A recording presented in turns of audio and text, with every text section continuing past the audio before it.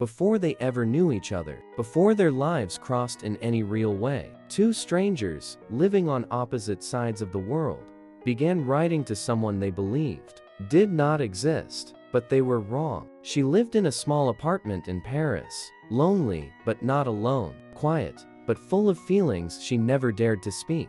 At night, when the city lights softened the sky, she opened her notebook and wrote to the person she wished existed. Someone patient, someone kind, someone who would just listen. He lived thousands of miles away, a physics teacher in a quiet Canadian town, smart, gentle, but carrying a heart heavier than he ever admitted. Every night, as snow tapped gently on his window, he wrote to a stranger he imagined, but somehow felt real. They never met, they never spoke, but their notebooks slowly became a shared universe. Her questions seemed to echo into his pages. His fears looked like answers to hers. She wrote, "Do you ever feel like your life split somewhere, and you followed the wrong version of yourself?" And that same week, he wrote, "Yes, every day, but maybe I can still find the version of my life that feels right." They had no idea they were finishing each other's sentences. For 10 years, they kept writing,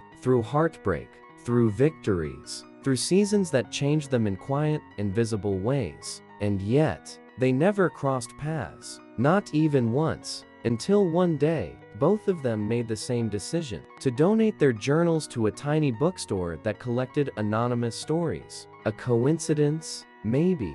Or maybe something more. The curator opened the first journal and felt something unusual. Then he opened the second one, and everything became clear. These weren't two stories, they were one. He spent months preparing an exhibition, a conversation between two souls who never heard each other's voices, yet somehow spoke the same language. She was the first to arrive. Not knowing why, the exhibit felt like a whisper calling her name. And minutes later, he walked in too, drawn by a feeling he couldn't explain. They stopped at the same page, breathing the same silence, feeling the same pull. For the first time, their words stood between them. The curator approached quietly, placed both journals on one table, and whispered, "I think these belong to you."